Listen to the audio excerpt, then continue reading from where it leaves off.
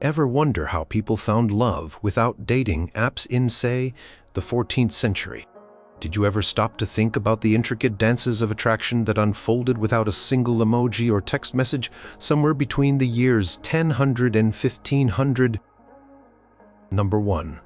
The art of banter and witty retort. In a time when communication was often formal and structured, especially among the upper echelons of society, the ability to engage in sharp, playful verbal sparring was like a hidden superpower for those hoping to spark a romantic connection. This was not about crude jokes or cutting remarks, but a sophisticated exchange of wit, a delicate dance of words that could reveal intelligence, charm, and even a playful nature. Think of it less as a stand-up comedy routine and more as a fencing match, where the weapons were words, and the objective was not to wound, but to impress and delight.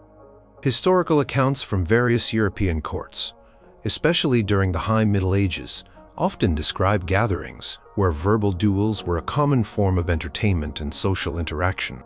A lady or a knight might throw out a challenging riddle, a clever observation, or a seemingly innocent question that carried layers of unspoken meaning. The response was expected to be equally swift, intelligent, and subtly suggestive without ever crossing the line into outright impropriety. This required quick thinking, a good grasp of language, and a deep understanding of social nuances. The stakes were high, for a clumsy or dull response could extinguish any glimmer of interest, while a brilliant one could ignite a spark that might lead to further, more private exchanges. Scholars studying the social customs of medieval France and England have noted the particular importance placed on eloquence and verbal dexterity. A well-placed compliment, subtly disguised as a critical observation, or a light-hearted tease that showed genuine interest, could communicate volumes in an age where direct declarations of affection were often frowned upon, especially in the early stages of courtship. The idea was to create an intellectual and emotional connection that went beyond mere physical attraction. It was about showing that your mind was as captivating as your appearance, that you could keep a conversation engaging and exciting even when discussing mundane topics. This verbal fencing could happen during a feast, in the midst of a courtly game, or even during a seemingly casual stroll through a garden. The setting often added another layer of challenge and excitement, as the need for discretion meant that the wit had to be sharp enough to be understood by the intended recipient, but subtle enough to go unnoticed by any watchful chaperones or gossiping onlookers. The literature of the period, particularly the epic poems and chivalric romances, provides countless examples of this verbal artistry. Heroes and heroines are often depicted engaging in spirited debates, exchanging clever remarks, and using language to convey their admiration and burgeoning affection. These literary examples likely reflected to some extent the aspirations and realities of medieval courtship. A knight might challenge a lady with a difficult question about courtly love, testing her knowledge and her ability to articulate complex ideas.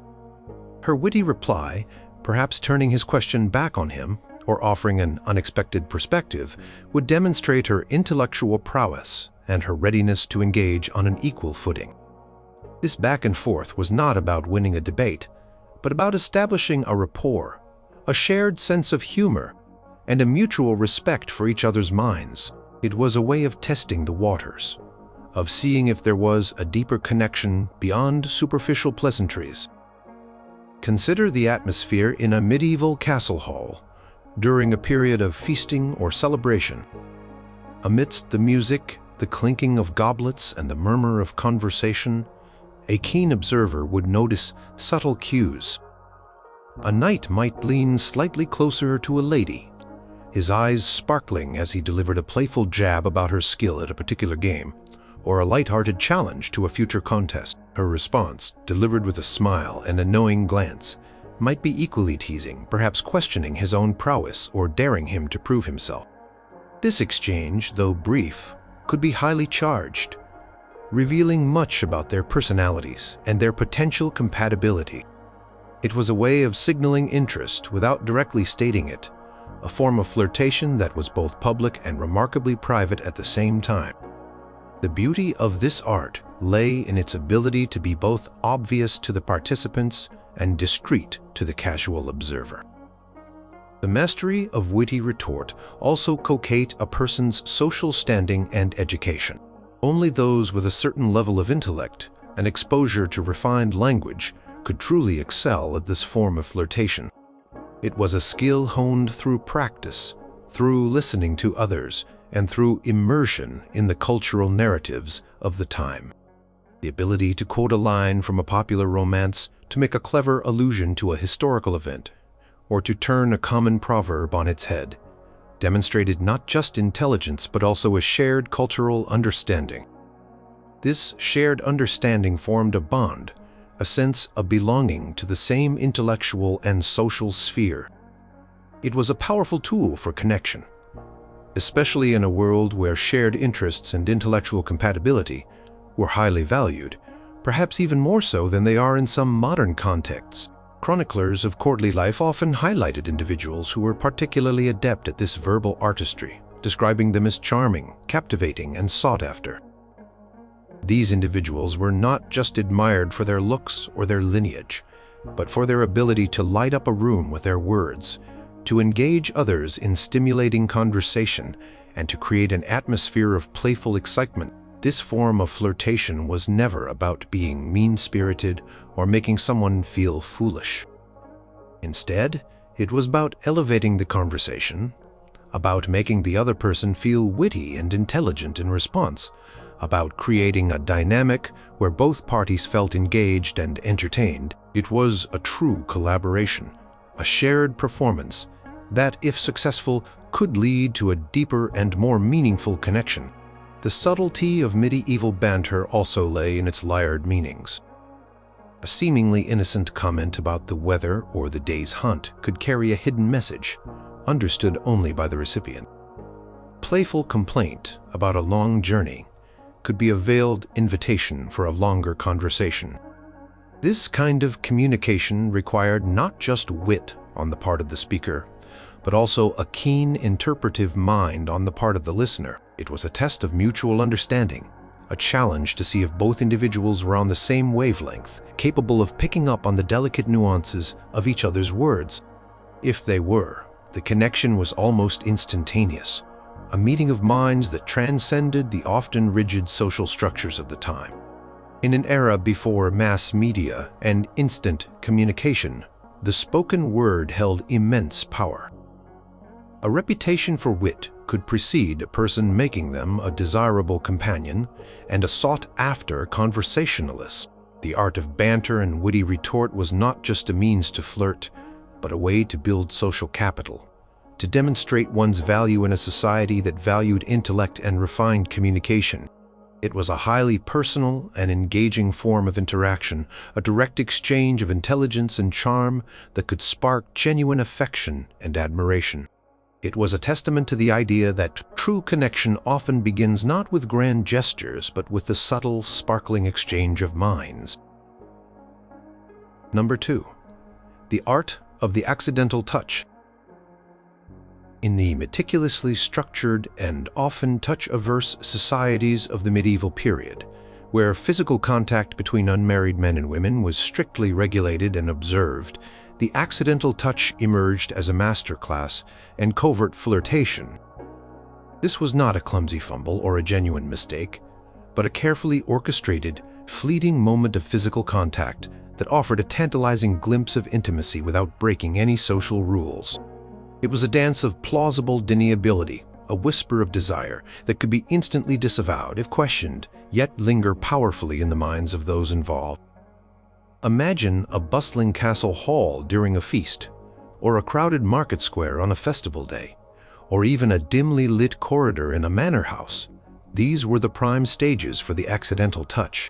A knight might be passing a goblet of wine to a lady, and his fingers would linger just a fraction of a second too long as their hands brushed. A lady might be reaching for a piece of fruit on a shared platter, and her sleeve would gently graze the hand of a nobleman beside her. These moments, lasting barely a breath, were meticulously timed and executed. They required keen awareness of surroundings, precise movements, and an almost theatrical commitment to appearing utterly oblivious to the accident. Historical anecdotes, though rarely recorded in formal texts, can be inferred from the strictures placed upon medieval behavior. The very existence of rules forbidding public displays of affection or even casual contact speaks to the strong underlying desire for such contact. The accidental touch was a loophole, a clever circumvention. It allowed for a momentary connection that transcended the formal barriers of speech and gaze. It was a physical punctuation mark in a conversation, or a silent acknowledgement of presence. The warmth of a hand, the brush of clothing, the fleeting pressure of a shoulder, these sensations were rare and therefore potent in a society where personal space was rigorously maintained and physical intimacy was reserved for private committed relationships. Scholars examining medieval social norms often discuss the language of the body and how individuals communicated subtle messages through their posture, gestures, and proximity. The accidental touch falls squarely into this category. It was a form of non-verbal communication that conveyed interest, a hint of daring, and a desire for more. For the person initiating the touch, it was a moment of vulnerability and boldness, a risk that could pay off handsomely if reciprocated. For the recipient, it was a sudden jolt, a question mark, and an invitation to respond in kind, perhaps with an equally accidental return touch or a lingering glance that confirmed the message was received and understood. The context of these touches was everything. A crowded space offered the perfect cover. A slight stumble, a sudden turn, or a shared effort to reach for an object could all be used as pretexts. The beauty of the accidental touch lay in its ambiguity. Was it truly an accident, or was it a deliberate signal? The uncertainty was part of the thrill, a delicious game of did they or didn't they. This ambiguity protected both parties. If the touch was unwelcome, it could be easily dismissed as unintentional. If it was welcome, it opened the door for further, equally subtle, expressions of interest. The literature of courtly love, while often romanticizing grand gestures and declarations, also hints at the subtle physical interactions that formed the undercurrent of burgeoning affection. While not explicitly detailing accidental touches, the emphasis on prolonged gazes and unspoken understanding suggests a highly developed sensitivity to nonverbal cues. A knight might intentionally position himself in a crowded doorway, knowing that a lady would have to brush past him. A lady might drop a handkerchief, ensuring that a particular suitor would bend to retrieve it, creating a momentary shared space where hands might graze. These were not direct advances, but gentle probes, testing the waters of mutual interest. The very scarcity of physical contact made these brief moments incredibly able. In a world where touch was often restricted to family servants or very close friends of the same gender, the touch of a potential lover carried immense weight. It could send shivers down the spine, ignite a blush, or simply leave a lasting impression that set the stage for future interactions.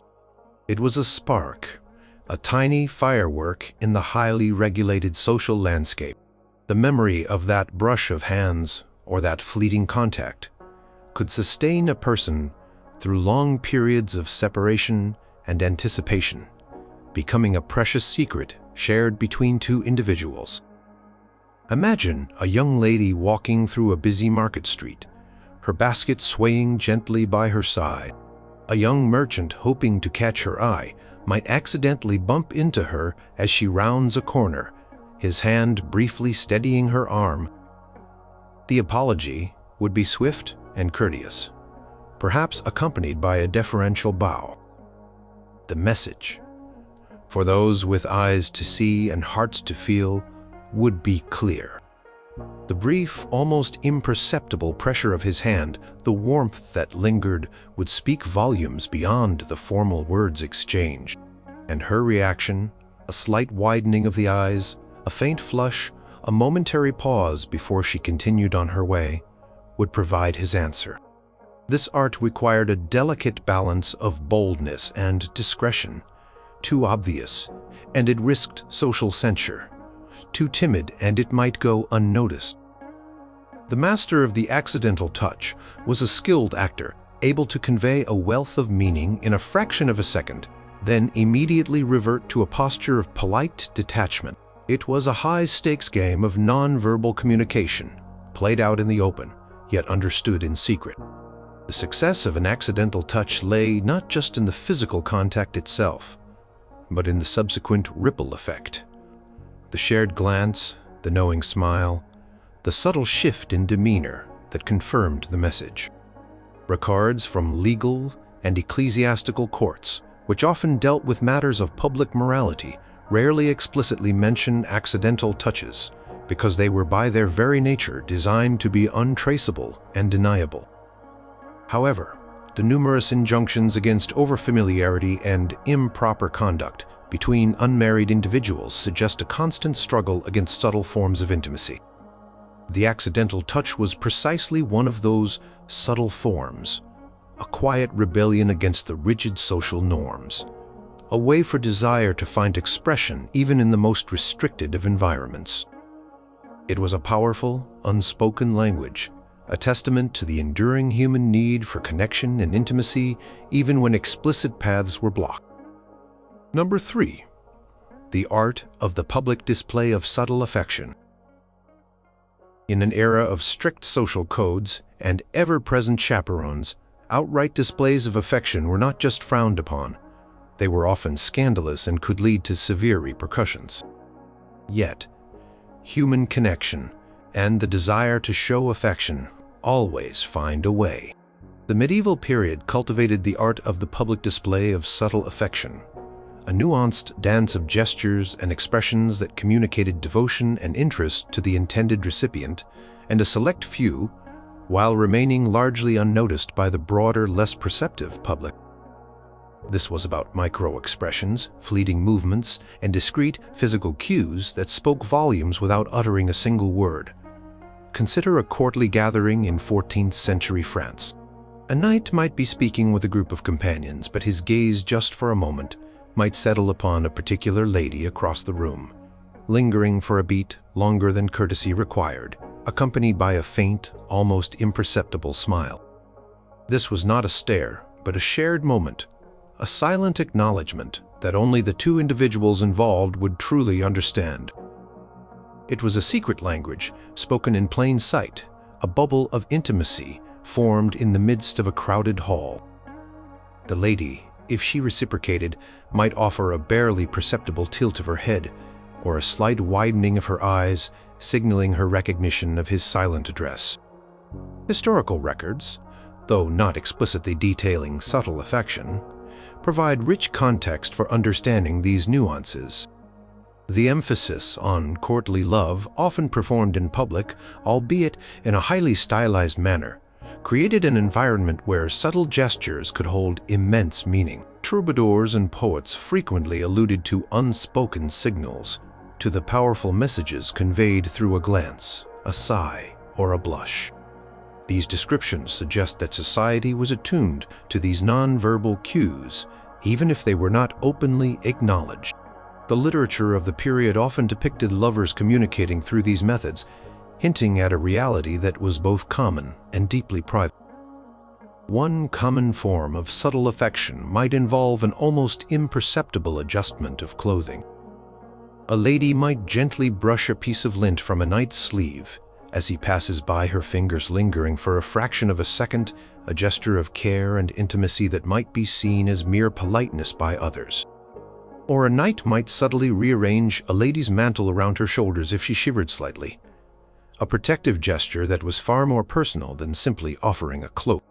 These actions, while outwardly appearing innocuous, carried a weight of unspoken tenderness and concern that went beyond simple civility. Another subtle display could be the sharing of a private joke or a knowing look across a crowded table. During a feast, as a jester performed or a minstrel sang, a couple might exchange a quick shared smile their eyes meeting for an instant, a silent acknowledgement of their shared amusement or understanding that excluded everyone else. This created a sense of us against the world, a small conspiratorial bond that deepened their connection without drawing attention to it. This was about creating a shared emotional space that was invisible to outsiders. Scholars analyzing medieval social interactions have observed that the strictures on public behavior often led to an intensification of subtle cues. When grand gestures were forbidden, small ones became incredibly significant. A lady might offer a flower from her personal bouquet to a knight, a gesture that could be seen as simple politeness, but which, if it was a specific type of flower or given with a particular look, conveyed a deeper message of admiration or affection. Similarly, a knight might present a small, carefully chosen ribbon or a decorated glove, not as a direct proposal, but as a token of esteem that hinted at more personal feelings. The value was not in the item itself, but in the thought and the unspoken sentiment it carried. These subtle displays were often about proximity and attention. A knight might consistently choose to sit closer to a particular lady at a feast, or to ride beside her during a procession, subtly indicating his preference without ever violating established etiquette. His attention would be directed more fully towards her, his conversation more engaged when she spoke, his reactions more attuned to her presence.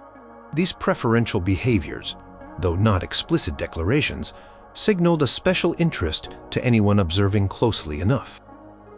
For the lady, this sustained attention was a clear sign of his intentions, even without a single word of courtship being spoken. The challenges of this art were immense. It required a keen understanding of social boundaries, an acute awareness of one's surroundings, and the ability to convey profound emotion with minimal, often ambiguous gestures. It was a high-wire act of communication, balancing the desire for connection with the need for discretion. A misstep could lead to gossip, scandal, or even the disapproval of powerful family members. Yet the very difficulty of this art made its successful execution all the more rewarding, forging a bond that felt secretive and special. Surviving medieval artwork, such as illuminated manuscripts depicting courtly scenes, sometimes offer glimpses of these subtle interactions. While artists were often commissioned to portray idealized or religious themes, hints of human connection can be seen in the way figures are positioned, the direction of their gazes, or the slight gestures of their hands.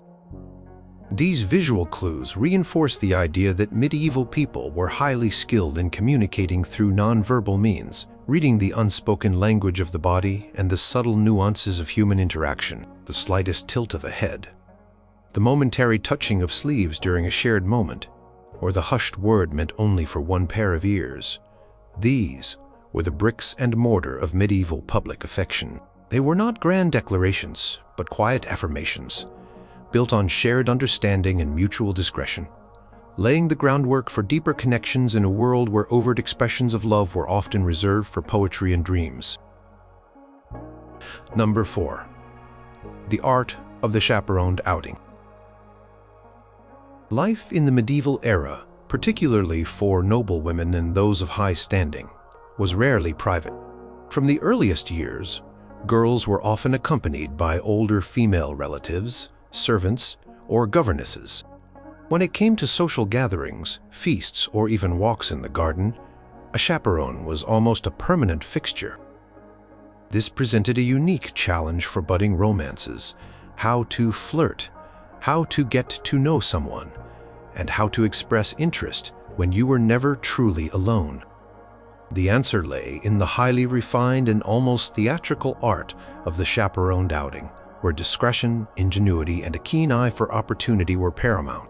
This art was not about sneaking away, which was often impossible and highly dangerous, but about creating pockets of intimacy within a public, supervised setting. It required both parties to be exceptionally clever and attuned to subtle cues. Imagine a young lady walking in the castle gardens, her elderly chaperone knitting diligently a few paces behind. A young knight, feigning a casual stroll, might approach. Conversation would be outwardly polite, perhaps discussing the weather, the beauty of the flowers, or a recent tournament. But beneath the surface, a rich tapestry of flirtation would unfold. One key technique was the strategic use of proximity and voice modulation. While the chaperone was near, a knight might position himself just close enough to the lady, so that his voice, when he spoke a particularly meaningful compliment or a question with a hidden meaning, could be lowered to a tone that only she could distinctly hear. This created a sense of shared secret, an exclusive channel of communication within the public sphere. The chaperone might hear the general conversation but miss the crucial nuanced undertones. Records of courtly life, though not explicitly detailing flirting techniques, often emphasize the importance of discretion and circumspection in matters of the heart, suggesting that such subtle methods were common. Another method was the shared activity that allowed for natural, yet limited, interaction. During a hunt, a knight might strategically position himself to ride alongside a lady, exchanging polite words about the chase, while subtly conveying admiration through his demeanor, or by offering assistance with a dislodged bridle. At a feast, they might find themselves seated near each other, allowing for private comments passed amidst the general revelry, or for shared glances that conveyed far more than words. These were not direct romantic rendezvous, but carefully orchestrated opportunities for prolonged yet supervised contact. The literature of courtly love, particularly the romances that flourished from the 12th century onwards, frequently depicts scenarios where lovers navigate the complexities of chaperoned environments. The famous Roman de la Rose, for instance, details the allegorical journey of a lover within a garden guarded by personifications of social barriers. While allegorical, it reflects the very real challenges of gaining access and communicating with a beloved when social conventions and watchful eyes were ever present. These narratives show how lovers found ways to communicate through shared glances, whispered words, or even by sending small secret tokens through trusted intermediaries. The art of the chaperoned outing also relied heavily on the use of intermediaries. Trusted servant or a sympathetic friend could act as a go-between, delivering small notes, messages, or even little gifts that conveyed a deeper meaning. While not a direct flirtation, the successful use of an intermediary could pave the way for future, more personal interactions within the chaperoned setting.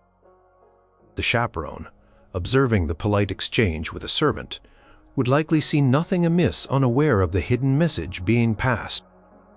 Scholars studying medieval social history point out that the rigid structure of society, while restrictive, also fostered incredible creativity in communication. When directness was forbidden, indirectness became an art form. A knight might volunteer to read aloud from a book of poetry in the presence of a lady and her chaperone, choosing verses that subtly echoed his feelings, hoping she would catch the underlying message. The chaperone might simply hear a pleasant reading, while the lady would understand the deeper significance. This intellectual and emotional layering was key to effective chaperoned flirtation. The very presence of the chaperone made the moments of connection more potent. A fleeting touch of hands as a shared object was passed, a shared smile over a whispered remark, a prolonged glance during a dance. These moments, brief and highly discreet, became incredibly charged with meaning precisely because they were stolen under watchful eyes. The thrill of the forbidden, or at least the highly restricted, added an extra layer of excitement to these exchanges. It was a game of cat and mouse, where success depended on mutual understanding and absolute discretion. Imagine a scene in a wealthy medieval household. A young lady is working on her embroidery in the solar, a chaperone diligently spinning nearby. A young gentleman, perhaps a guest or a relative, enters and begins a casual conversation about the day's events. He might compliment her needlework, perhaps leaning slightly closer, his voice dropping just enough to convey sincerity beyond polite admiration. He might ask a question about a detail in her embroidery that only someone truly paying attention would notice, signaling his deep interest. The chaperone, accustomed to such polite exchanges, might not register the subtle shift in atmosphere, the heightened awareness between the two young people. The art was about establishing rapport, building a connection, and communicating interest without ever saying anything that could be misinterpreted or reported.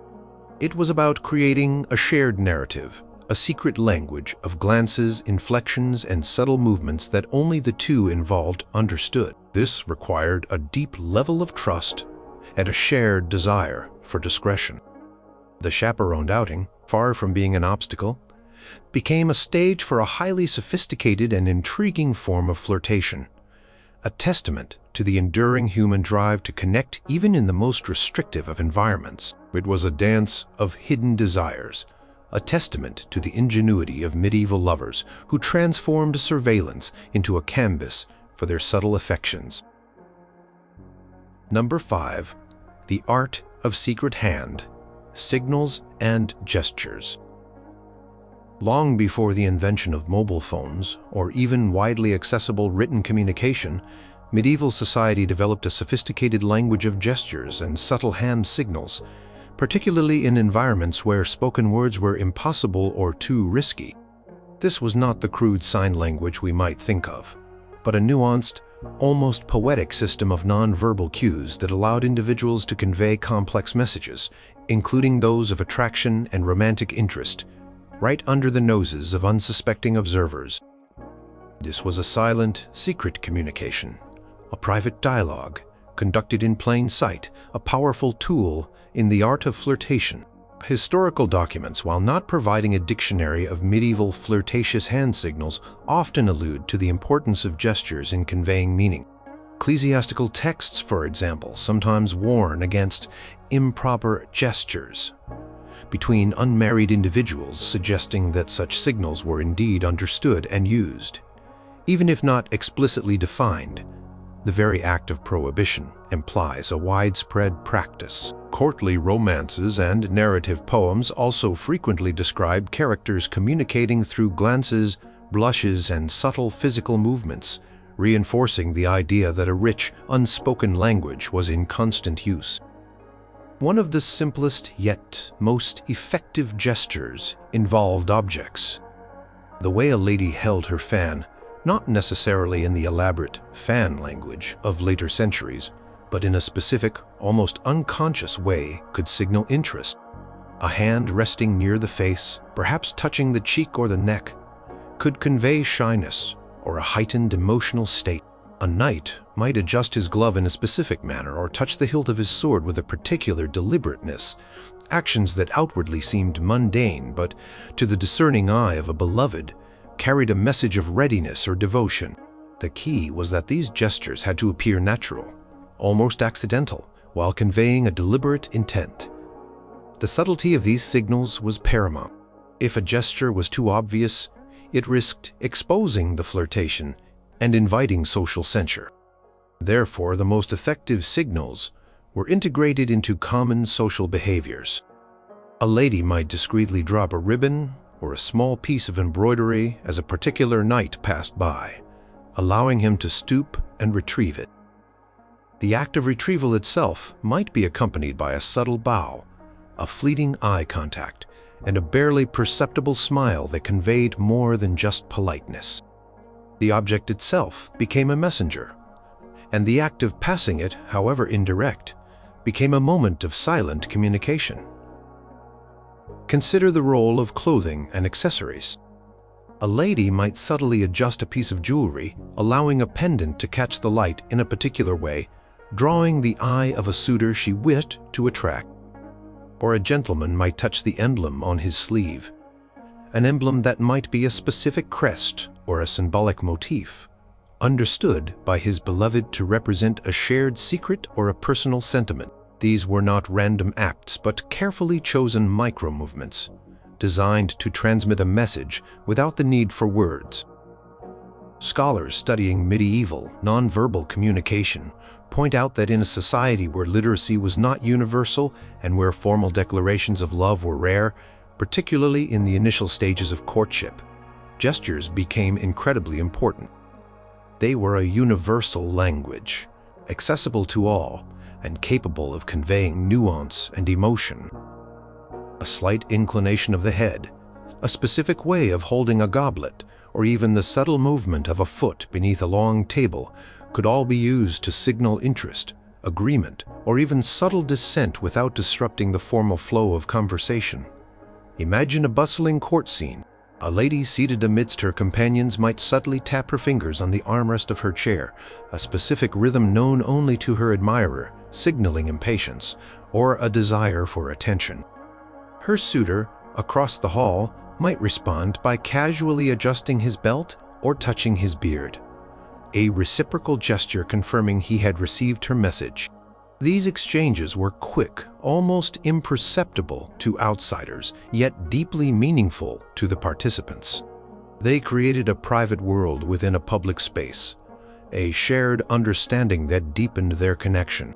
The language of flowers, though often more associated with later centuries, had roots in medieval symbolism, where specific flowers or herbs carried understood meanings. While not strictly a hand signal, the act of giving or receiving a particular flower or even pinning one to one's clothing in a specific way could be a silent declaration of affection or a subtle invitation. Placement of a rose, for instance, could signify love, while a sprig of rosemary might denote remembrance. The gesture of offering or accepting such a symbolic gift, accompanied by the right glance, became a powerful, silent form of communication. The art of secret hand signals and gestures was a testament to the ingenuity of medieval lovers. It allowed them to navigate the strict social landscape, expressing burgeoning feelings without breaking established rules of decorum. It was a risky but rewarding game, where success depended on mutual understanding, a shared code, and the ability to interpret the most fleeting of movements.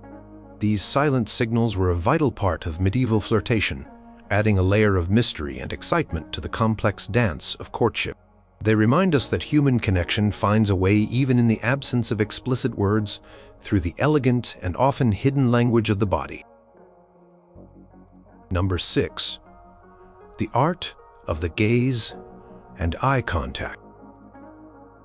In a world where physical touch was heavily restricted and spoken declarations of affection were often reserved for later stages of courtship or marriage, the eyes became the most powerful tool in the medieval flirtation arsenal.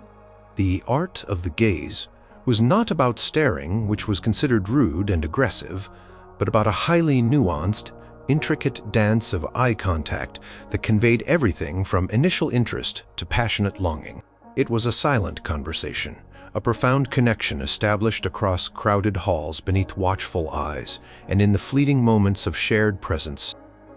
Historical texts, particularly courtly literature, are filled with descriptions of characters communicating through their eyes. A knight falling instantly in love with a lady after a single glance, or lovers exchanging secret messages across a feast hall with nothing but their eyes, are common motifs. While these are literary devices, they reflect a deep cultural understanding of the power and significance of eye contact. Scholars studying medieval social etiquette note that direct, prolonged eye contact between unmarried individuals was generally discouraged in formal settings, precisely because of its potency in conveying emotion and intimacy. This prohibition only served to amplify its impact when subtly employed for flirtation. The subtlety was key. The medieval gaze was not a blunt instrument, but a finely tuned one. It involved a fleeting glance that lingered for a fraction of a second too long, a momentary meeting of eyes that carried a world of unspoken meaning. It was about allowing one's eyes to trace the outline of a beloved's face, to catch their eye from across a room, and to hold that connection just long enough to convey interest without becoming impolite or obvious.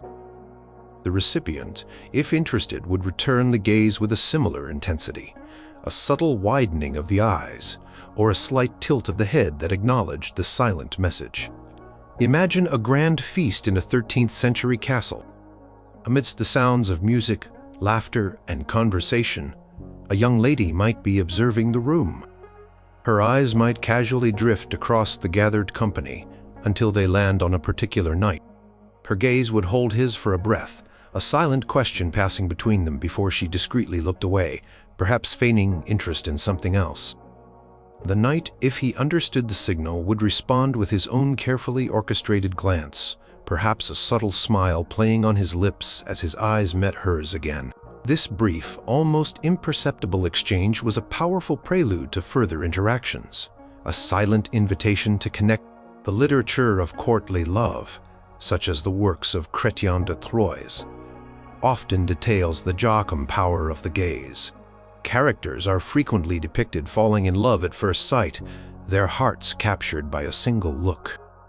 While romanticized, these narratives highlight the cultural belief that true connection could be forged through eye contact, that the eyes were indeed windows to the soul. This belief made the careful use of the gaze an incredibly potent tool for flirtation, a means of communicating deep feelings without the need for verbal expression. The art of the gaze also involved learning to read the eyes of others. Keen flirt would not only master their own eye movements, but also become adept at interpreting the subtle responses of others. A slight widening of the pupil, a momentary catch of breath, a blush that spread across the cheeks, these were all silent signals that confirmed the message had been received and understood. It was a game of silent observation and subtle reciprocity, played out with an almost surgical precision. Scholars examining the etiquette manuals and social norms of the medieval period suggest that the gaze was one of the few forms of communication between men and women that could be sustained even minimally in a public setting. Unlike touch or direct conversation, which could be easily overheard or observed, a meaningful gaze was largely invisible to the uninitiated. It created a private bubble, a secret channel of communication that existed solely between the two individuals involved, fostering a sense of shared intimacy and understanding. Consider a public procession or a religious ceremony. As people stood or moved in a formal setting, opportunities for direct conversation were limited. Yet, a quick, meaningful glance could be exchanged. Across a crowded aisle, a silent acknowledgement of presence, a shared moment that transcended the formality of the event. These fleeting connections, though brief, could be incredibly powerful, building anticipation and a sense of longing for further interaction. The very brevity of the moments made them more potent, leaving a lasting impression. The emotional depth conveyed through the gaze was immense. Could communicate admiration, curiosity, longing, shyness, boldness, and even a touch of mischief. Playful glint in the eye, a knowing look, or a tender gaze could all convey different facets of attraction without needing to be articulated. This silent dialogue allowed for a level of emotional complexity that words alone might have struggled to capture, particularly in a period where emotional expression was often constrained by social expectations. The challenges of mastering the gaze were considerable. It required self-control, discretion, and an ability to convey profound emotion without appearing overly bold or inappropriate. Too much intensity, and it could be seen as aggressive. Too little, and it might go unnoticed. The master of the gaze was a subtle artist, capable of painting a vivid picture of interest and affection with nothing but their eyes, leaving a lasting impression that resonated long after the moment had passed. It was a testament to the enduring power of non-verbal communication, a quiet yet profound art of connection in a world where words often needed to be carefully chosen. Number 7. The art of courtly love, poetry, and serenades. In the intricate tapestry of medieval flirtation, where direct declarations of love were often reserved for the most private moments or forbidden entirely, the art of courtly love poetry and serenades emerged as a powerful, beautiful, and highly stylized means of expressing desire. This was not just about rhyming words or singing a tune. It was a sophisticated language of metaphor, allegory, and devotion, meticulously crafted to honor a beloved, elevate their status, and subtly convey one's own burning admiration. Often in public or semi-public settings, the concept of courtly love, or finamore in Occitan, which flourished from the 11th to the 14th centuries, particularly in the south of France, provided the framework for this art. It emphasized chivalry, nobility, and often an unrequited or idealized love for a usually married lady of higher status. Poets and musicians, known as troubadours in the south and caterings in the north, became the purveyors of this poetic adoration. Their verses, often set to music and performed in courts and castles, were the ultimate form of indirect flirtation. The lady being sung to was often present, aware that the elaborate praise was directed at her, even if her name was never explicitly mentioned. Historical accounts and surviving manuscripts of troubadour songs, such as those by Bernard de Ventadorn or Geoffrey Rudel, offer direct evidence of this practice. These poems are filled with metaphors comparing the beloved to a sun, a star, a precious gem, or a healing balm. Poet often describes their own suffering, their absolute devotion, and their desire for a single glance or a kind word from their lady. This exaggerated humility and worship served to elevate the lady, making her an object of profound admiration while simultaneously communicating the poet's deep, often agonizing love. This indirectness allowed for expression of strong emotion without violating social decorum. The performance of these poems was as important as the words themselves. A knight or a poet might sing a serenade outside a lady's window at night, or perform a specially composed poem in a hall during a feast, his gaze subtly directed towards his muse. The act of composing such a piece demonstrated intellect, talent, and profound dedication, qualities highly valued in medieval society. It showed that the suitor was willing to expend significant effort and skill to express his feelings, which was far more impressive than a simple, direct declaration. Scholars studying medieval literature interpret these poems not just as artistic expressions, but as actual instruments of courtship. While the love might often be unrequited in the sense of not leading to a physical affair, the poems themselves were a powerful form of connection and recognition. The lady receiving such poetic attention gained social prestige, and the poet gained renown for his artistic skill and depth of feeling. It was a reciprocal exchange, even if the love remained platonic or idealized.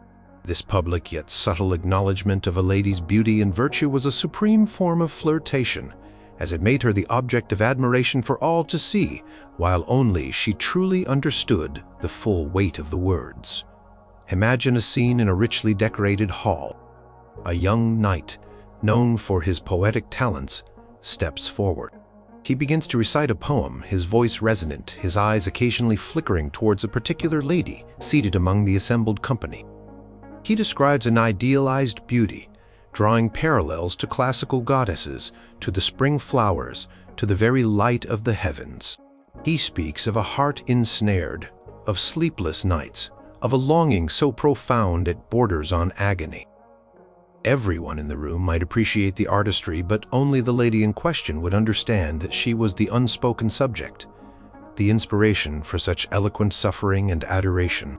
Her slight blush, or the subtle way her eyes met his, would be her silent reply. The use of allegory and symbolism was a key component. Poem might speak of a secret garden or a hidden treasure, metaphors that only the beloved would understand to refer to her own beauty or the intimacy of their unspoken connection. This created a secret language within the poem, a private message encoded in public verse. It was a sophisticated game of literary hide-and-seek, where the pleasure lay in the discovery of the hidden meaning. The more complex and subtle the allegory, the more impressive the poet's skill and the more profound the perceived message. The role of patronage was also crucial. A lady might subtly encourage a poet or knight by praising his work, offering him a small token, or inviting him to future gatherings. This encouragement, while not a direct romantic gesture, signaled her appreciation for his efforts and her receptiveness to his poetic advances. It was a silent conversation conducted through art, a form of intellectual and emotional dance that allowed for the expression of deep feelings without compromising social standing or violating strict codes of conduct. The enduring legacy of courtly love poetry shows us that medieval flirtation was often an intellectual and spiritual pursuit as much as a physical one. It was about creating a shared emotional world, a bond forged through shared appreciation of beauty, art, and elevated sentiment.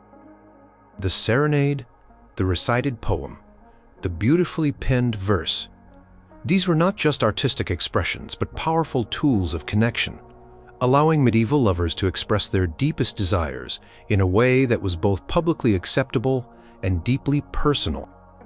It was a testament to the idea that love, even when constrained by societal norms, finds its most eloquent voice through art and imagination. Number 8.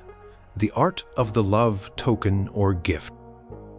In a world where open declarations of affection or frequent meetings were often impossible, medieval lovers developed a deeply significant and often coded way to communicate their feelings: the love token or gift. This was not just about giving a present, it was an intricate art form, imbued with personal meaning, crafted with care, and delivered with a subtlety that spoke volumes beyond the object itself. These tokens were tangible expressions of intangible emotions, enduring symbols of affection in a transient world.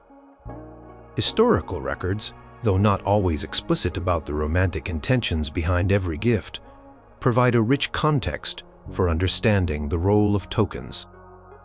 From illuminated manuscripts depicting lovers exchanging small items to household inventories detailing precious personal effects, there's evidence that carefully chosen objects played a significant role in courtship. Chronicles of noble courts mention the practice of knights carrying a lady's favor into battle. A ribbon, a scarf, or a sleeve, a clear symbol of her regard and his devotion. These were not just ornaments, they were powerful statements. The beauty of the love token lay in its dual nature. It could be a seemingly innocent gesture of friendship or courtesy, yet carry a profound secret message for the intended recipient. A lady might embroider a small piece of cloth with a specific motif, perhaps a lover's knot, a heart, or a flower known to symbolize a particular sentiment, and discreetly pass it to a knight. The hours spent on the intricate needlework itself were a testament to her devotion, making the token a tangible piece of her time and affection. For the knight, receiving such an item was a clear signal of interest, a silent invitation to reciprocate. Scholars studying medieval material culture emphasize that objects often carried symbolic weight far beyond their monetary value. A simple ring, perhaps, with a hidden compartment or a carved message on its inner band, could be exchanged as a promise or a pledge of loyalty. These rings were not always engagement rings in the modern sense, but could signify a deep, exclusive bond between two individuals. The very act of wearing such a ring, visible only to those who knew its meaning, was a constant, silent affirmation of affection. Imagine a bustling tournament field in 12th century England. A knight preparing for a joust might receive a small, richly embroidered scarf from a lady in the stands. This scarf, perhaps bearing her personal colors or a subtle motif, would be tied to his helmet or lance. To the crowd, it was a typical favor, a sign of good luck. To the knight and the lady, it was a deeply personal communication, a sign of her admiration and his pledge to perform valiantly in her honor. The danger of the joust itself amplified the significance of the token, as it was a sign of devotion offered in the face of peril. Creation of these tokens was often a deeply personal and laborious process. A gentleman might carve a small wooden box or engrave a piece of metal, carefully selecting symbols or initialing that held personal meaning.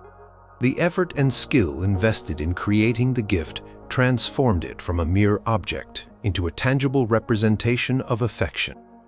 This bespoke quality made each token unique and incredibly special, reflecting the individuality of the giver and the recipient. The delivery of the token was another crucial part of the art. It often involved discretion, perhaps through a trusted servant or a sympathetic friend acting as an intermediary. The way the token was presented, a casual placement on a table, a discreet handoff, or a carefully timed delivery added another layer of meaning. The anxiety and anticipation surrounding the giving and receiving of such a gift were immense, making the moment of exchange highly charged and memorable. The literature of the medieval period, from the tales of King Arthur to the lyrical poetry of the troubadours, frequently features the exchange of love tokens. These narratives illustrate how gifts like rings, locks of hair, gloves, or specific pieces of jewelry served as powerful conduits of emotion, acting as reminders of the beloved and symbols of fidelity during periods of separation. These literary examples reflect a societal understanding of gifts as potent communicators of romantic intent. The love token was a lasting message, a physical representation of affection that could be cherished and revisited. Unlike a fleeting glance or a whispered word, a token could be kept, held, and admired, serving as a constant reminder of the giver and their feelings. This enduring quality made them invaluable in an age where communication was slow and opportunities for private interaction were scarce. It was a tangible link between two hearts, a silent vow, and a beautiful testament to the ingenuity of medieval lovers who found ways to express their deepest emotions through the careful selection and presentation of meaningful objects.